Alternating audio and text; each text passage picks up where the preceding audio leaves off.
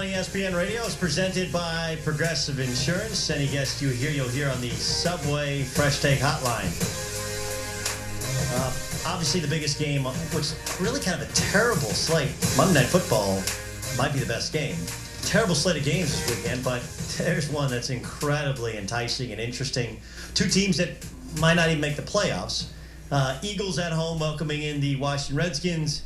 McNabb, quarterback of the Skins, and Mike Vick, quarterback for the Philadelphia Eagles. For more on Vick, let's get to the Subway Fresh Take Hotline. That's where Jim Mora joins us, the former Falcons coach and former, of course, Seahawks coach, joins us on the Subway Fresh Take Hotline. Obviously now works for the NFL Network. And Jim, give me your reaction to how quickly Mike Vick has reascended and now starting quarterback in the league.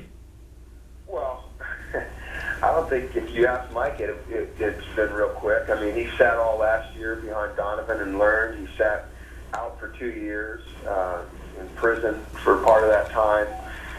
But the guy's paid his dues. He's worked very hard to get back where he is. And as well as he's doing on the football field, he's doing better off the football field. And that's what I'm most proud of, is the way that he has restructured his life and become a real positive person in the community again. I understand all that, and I mean that's great. Look, Andy Reid and the entire Eagles organization thought Kevin Kolb was the guy. Then 2 weeks in, they changed their mind. They've even said they're surprised at how well he's played. You're not surprised at how well he's played and how quickly he's kind of taken back over at that quarterback spot? Not really. I mean, the guy plays in 3 Pro Bowls in Atlanta, took us to the NFC Championship game. He's always been a good player. So, no, it surprised me. Not at all. Jim Mora joining us on ESPN Radio. What do you see in terms of his growth in the pocket? What can you point to something that... He's more settled. He's more patient. He's less likely to take off and run. I think he understands the game better.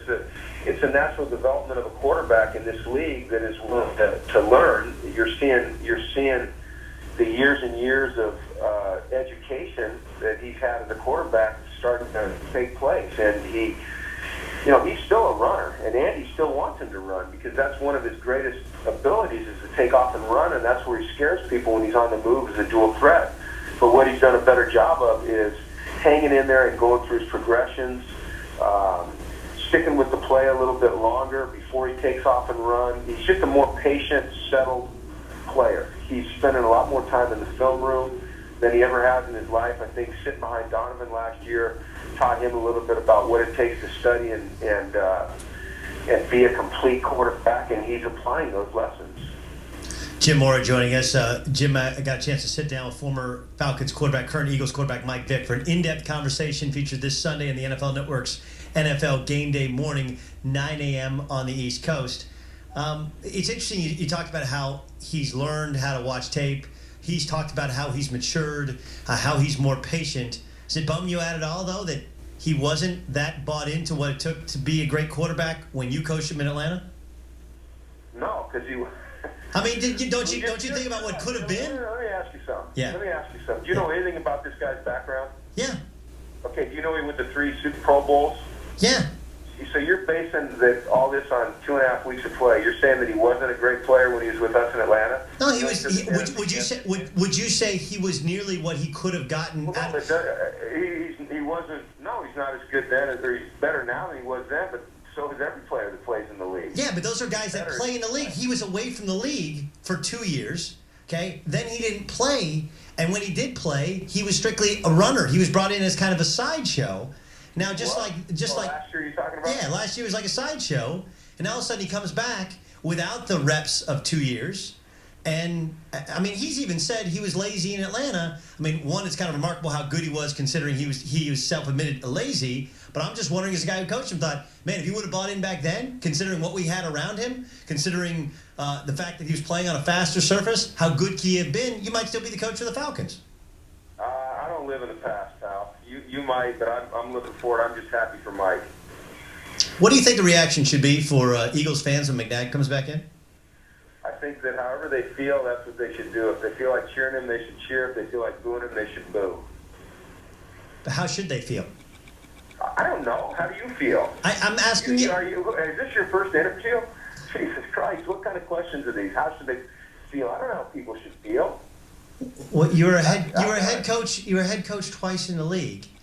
I mean, you know how good McNabb has been. Don't you think they should feel? They should feel. How should people feel? Yeah. How should they feel?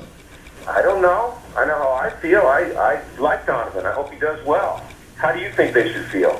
I think that if you boo Donovan McNabb, you're a fool. I really do. Okay. Well, then don't boo him. Jim Mora, you can see his interview coming up this Sunday, NFL Game Morning on the NFL Network. Jim, thanks so much for joining us on ESPN Radio. Yeah, you were a real joy. Thanks. Wow. That has never happened before. No, that's never happened before. I'm not going to take shots.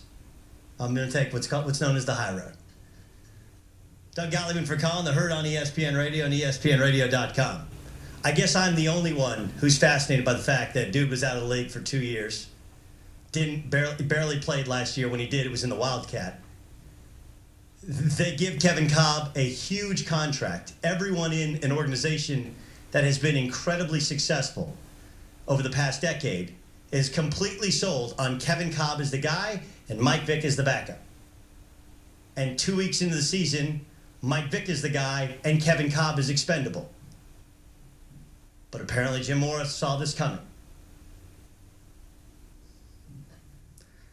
So, I mean, and it's a fair question to ask. How should people feel? Got a bunch to get to. Trey and Mark Slater.